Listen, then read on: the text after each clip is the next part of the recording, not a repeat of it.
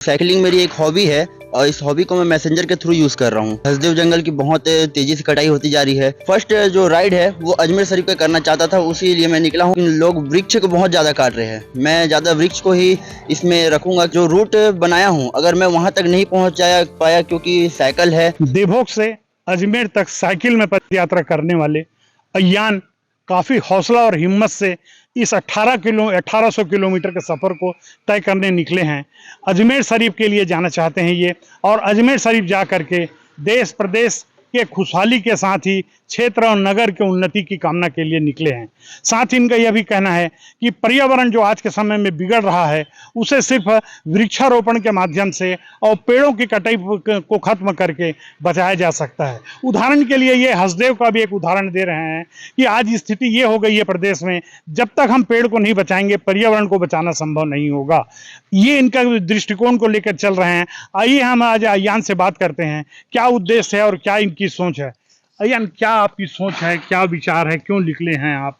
जी, मेरी सोच ये है कि साइकिलिंग मेरी एक हॉबी है और इस हॉबी को मैं मैसेंजर के थ्रू यूज़ कर रहा हूँ।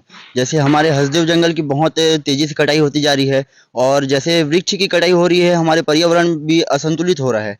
तो ज़्यादा से ज़्यादा वृक्ष लगाएं और पर्यावरण को संतुलित रखने में सहायता दें, ऐसे लोगों को मैं मैसेज दे रहा हूँ।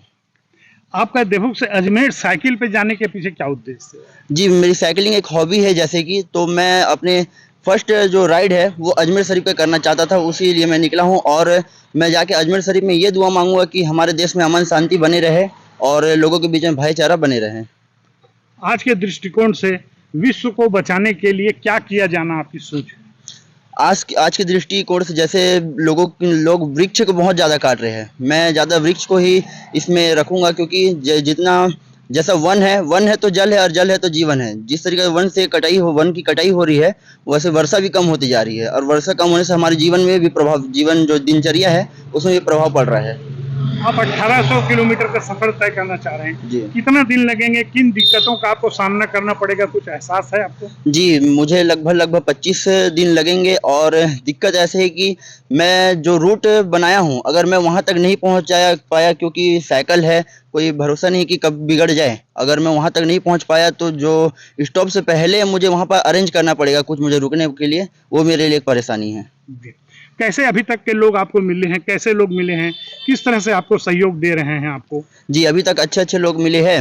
मुझे निकले आज दूसरा दिन है, मेरे कल रुकने का भी इंतज़ाम किया लोगों ने, कल खाने का भी इंतज़ाम किया और जो सहयोग बन सका उन्होंने किया है।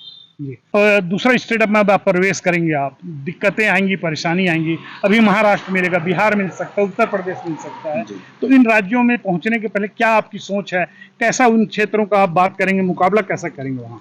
जी, मैं दूसरे राज्य में एंटर करूँगा तो ऐसे कोई परेशानी वाली बात नहीं क्योंकि हर जगह हमारे भारत देश में अच्छे-अच्छे लोग। तो आपने सुना, इनका जो उद्देश्य है मुख्य रूप से पर्यावरण को बचाना इनका प्रमुख उद्देश्य है।